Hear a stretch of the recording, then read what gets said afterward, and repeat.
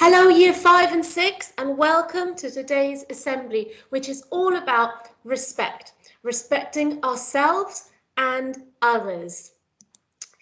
I would like you to first ask yourself the question, what does respecting yourself mean to you? Well, it can mean different things to different people, but respecting yourself could mean, for example, being proud of who you are, being proud of your achievements inside and outside of school, being proud of where you're from, your heritage, being proud of your family and your friends. Respecting yourself also means appreciating your differences. Every single person in the world is different, and that's what makes us special. Respecting yourself also means being confident in yourself and confident in your abilities. You know that you are not the best at everything you do, but you know that you are certainly good at doing some things, and it's a matter of being confident in those abilities. Respecting yourself also means putting in hard work and expecting to get as much out as you put in. If you put in a lot of effort, you are going to get much out of it. And finally, respecting yourself means being confident in your moral values. What does respecting others mean to you?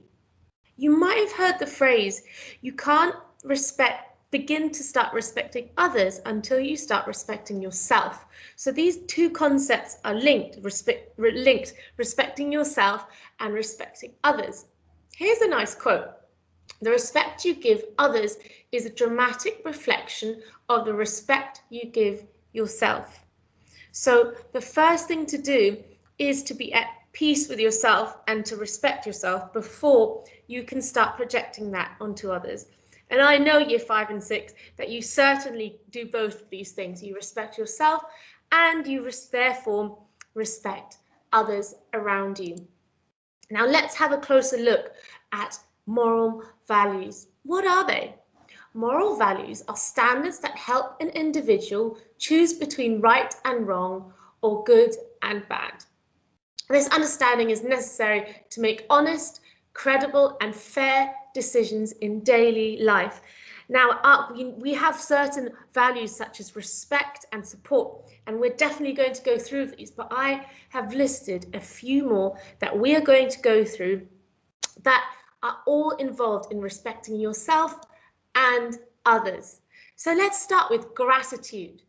Gratitude is the readiness to show appreciation and thankfulness for what you have. It begins with contentment. It is important to cultivate contentment by reminding yourself to be thankful for what you have in life. And remember to never take anyone or anything for granted.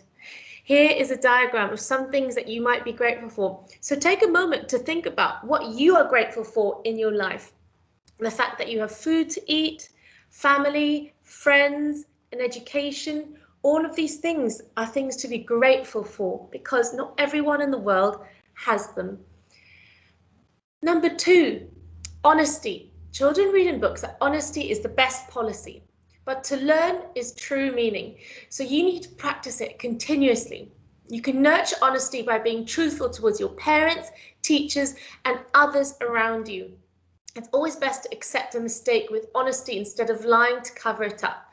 And you can begin with small steps, such as being honest with your teacher or your classmates. So think about the last time that you were really honest, that you've confessed to a mistake. This is really good and it shows integrity, which we really value at Art Franklin. Sharing. Sharing is caring. You might have heard that phrase. You should know the importance of sharing with those in need. Sharing is an act that should bud out of selflessness. Selflessness is the opposite of selfishness. You can share your belongings with others who might need those things desperately. You can share your toys with siblings and cousins or donate books, food and clothes to less privileged children. It's harder to do now in lockdown, but once that lifts, you can always give things to charity shops because you might realize that you actually don't need all the millions of toys that you have. Next value that we're going to look at is empathy. Empathy is considered as the capacity to which an individual can understand, another person's problems, issues, and concerns. It's like putting yourself into someone else's shoes. Listen to your friends and family's concerns, issues, and problems and try to help them. Come up with mutually agreed solutions. When was the last time you showed empathy? Was it to your friend who was going through a hard time and you said, "Tell me what's going on"? Also, think about the last time that you shared something. It could be as simple as sharing some food on your plate with your sibling when they said, "Oh, that looks delicious," and you thought, "Well, I'll go and share that with you." Compassion. Compassion is the feeling of love and care that you feel towards others. It is a step ahead of empathy, since you not only feel the other person's feelings, but also strive to help them with their problems. The development of this positive emotion will help you develop positive relationships with others. Cooperation. Cooperation is an act of extending help to others to attain a goal that is often mutual. Collaboration at home is the first step towards developing a sense of cooperation. So what can you do at home to show cooperation? You can help out with chores, listen to each other's problems, and these actions will help you to start thinking as we rather than me. Respect. So young children should learn to respect every individual, irrespective of age, caste, creed, religion, ethnicity, beliefs, and difference of perspective. It is a crucial step to develop healthy social and professional relations when a child grows up. Talking politely to the school dinner ladies, teachers, and co-teachers is an example that you can set.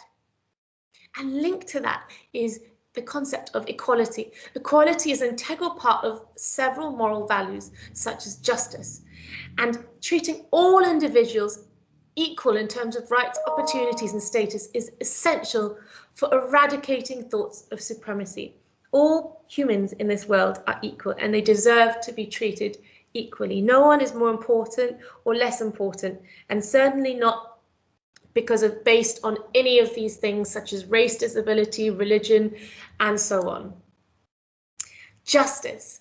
Justice equips you to stand against unfair and unjust behaviors and attitude. It helps you decide between right and wrong and then choose the right path. So linked to justice is courage. This is a willingness to do difficult things in difficult situations. This ethical practice prepares an individual to do what is right. If you see a classmate who is being bullied, and see someone else standing up for them, you can praise that person, or you yourself can stand up for them. Acceptance. This is the ability to accept the difference of perspective with another person. It widens your perspective and helps see a situation in a relatively different way. For example, if a child and their sibling disagree on some issue, you can ask them to clarify or listen to each other's opinions without prejudice. Teach them to accept the other person's perspective and arrive at the best solution through discussion using words, not violence or physical ways. Generosity. It plays a vital role in making you a kind and socially responsible person. A generous child will be ready to give his or her time to help others. When was the last time you were generous? I'm sure it was recently. And think about that. I also want you to think about the last time that you accepted someone else's opinion, even if it wasn't the same as yours. Responsibility. A few acts of responsibility that you can adopt at home are washing dishes, filling empty water bottles, keeping shoes in designated places, and things like this. Think about some things that you do that show responsibility. Perseverance is something that we often speak about at Art Franklin. It's the act of putting persistent efforts in to achieve a goal or accomplishment. What was the last thing that you showed perseverance in? Was it your maths homework that you struggled with and you kept doing even though you found it difficult? Finally, self-control. This plays a significant role in helping you control your thoughts, words, actions, and emotions. Such children do not act impulsively and avoid reacting in rage. Cultivate self-control by promoting the value of patience and self-regulation. For example, the next time you feel angry or impatient about an incident, control your emotions, act calmly. Year 5 and 6, I hope this has helped you a little bit and given you time to reflect on your own moral values and your own respect for yourself and your friends. I can't wait to see you put these moral values more into practice, even more. I see them every day at Art Franklin, and I'm really proud of you.